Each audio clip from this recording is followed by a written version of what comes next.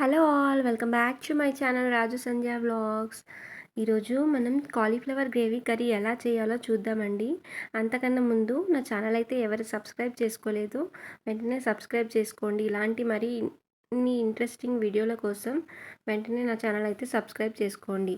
ఇప్పుడైతే మనం process start చేద్దాం. దానికోసం ముందుగా ఒక కాలీఫ్లవర్ తీసుకొని కట్ చేసేసి పెట్టేసుకోవాలి. దాంట్లోకి ఒక పొటాటో కూడా యాడ్ చేసుకొని కట్ చేసేసి బాయిల్ చేసి పక్కన పెట్టుకోవాలి. ఇప్పుడు కాలీఫ్లవర్ అండ్ పొటాటో అయితే బాయిల్ చేసుకుంటున్నాం కదండి. ఇది 5 నిమిషాల పాటు బాయిల్ చేసుకోవాలి. ఇలా బాయిల్ చేసిన తర్వాత స్టవ్ ఆఫ్ చేసేసి పక్కన ఉంచుకోవాలి. ఇప్పుడు మనం మసాలా ప్రిపరేషన్ కోసం ఏమేమి అవసరమో చూద్దాము. దానికోసం మనం వాటర్ మెలన్ సీడ్స్ అయితే తీసుకోవాలి. అండ్ ఇవి వచ్చేసి గసాలు, కాజు, బాదం అండ్ ఎండు కొబ్బరి, 2 లవంగాలు, 2 ఇలాచీలు. ఇవైతే మనం మిక్సర్ జార్లోకి తీసుకొని ఫైన్ పేస్ట్లా చేసుకోవాలి. దాంట్లోకి టమాటా కూడా యాడ్ చేసుకొని మెత్తని పేస్ట్లా చేసుకోవాలి. మనం ముందుగా బాయిల్ చేసి పెట్టుకున్న కాలీఫ్లవర్ని అయితే వేరొక ప్లేట్లోకి తీసుకొని పక్కన ఉంచుకోవాలి. తర్వాత స్టవ్ ఆన్ చేసుకొని కడాయి అయితే పెట్టుకోవాలి. ఇప్పుడు 2 నుంచి 3 టేబుల్ స్పూన్ల వరకు ఆయిల్ వేసుకొని వేడి చేసుకోవాలి. ఆయిల్ వేడెక్కిన తర్వాత మనం ముందుగా కట్ చేసి పెట్టుకున్న ఉల్లిపాయలు, పచ్చిమిర్చీలు వేసి బాగా వేయించుకోవాలి. ఉల్లిపాయలు అయితే బ్రౌన్ కలర్ వచ్చేంత వరకు మనం ఫ్రై చేసుకోవాలి. తర్వాత 1 టేబుల్ స్పూన్ వరకు అల్లం వెల్లుల్లి పేస్ట్ కూడా వేసి ఫ్రై చేసుకోవాలి. తర్వాత 1/2 టేబుల్ స్పూన్ పసుపు వేసి కలుపుకోవాలి.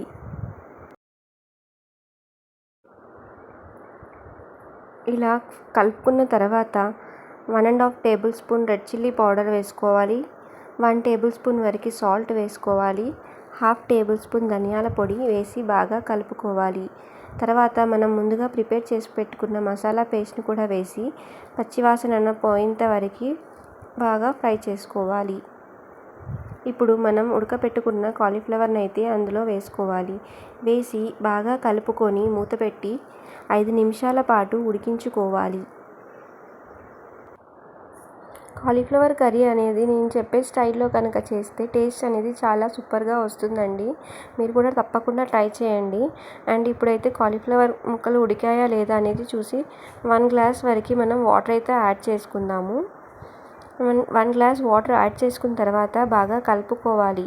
తర్వాత మరి కాసేపు మూత పెట్టి ఉడికించుకోవాలి.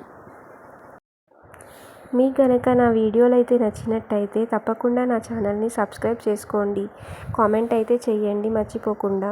ఇలాంటి మరిన్ని వీడియోస్ అయితే నేను తీయడానికి ప్రయత్నిస్తాను. ఇప్పుడైతే కాలీఫ్లవర్ కర్రీ ఎక్కడి వరకు వచ్చిందో చూద్దాం. కాలీఫ్లవర్ అయితే చాలా బాగా ఉడికిందండి. మనం ఇప్పుడు చివరిలో కొత్తిమీర అయితే యాడ్ చేసుకుందాము.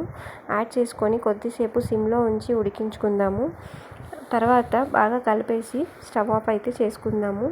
కాలీఫ్లవర్ కర్రీ అయితే రెడీ అయిపోయిందండి. మీకు కూడా ఇలా కాలీఫ్లవర్ కర్రీ చేసుకోవాలి అని అనిపిస్తే నా ఛానల్లో వచ్చే ఈ వీడియోని చూసి కాలీఫ్లవర్ కర్రీ అయితే చేసేయండి. చాలా సూపర్ టేస్ట్తో అయితే ఈ కర్రీ ఉంటుంది.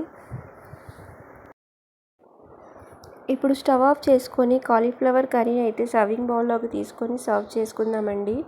ఇది చాలా సింపుల్గా, చాలా ఈజీగా రెస్టారెంట్ స్టైల్లో చేసినట్టుగా అయితే కాలీఫ్లవర్ కర్రీ వస్తుందండి. మీకు కనుక నా వీడియో నచ్చినట్టయితే నా ఛానల్ తప్పకుండా సబ్స్క్రైబ్ చేసుకోండి. ఇలాంటి మరిన్ని వీడియోల కోసం నా ఛానల్ అయితే తప్పకుండా సబ్స్క్రైబ్ చేసుకోండి. Thanks for watching my channel.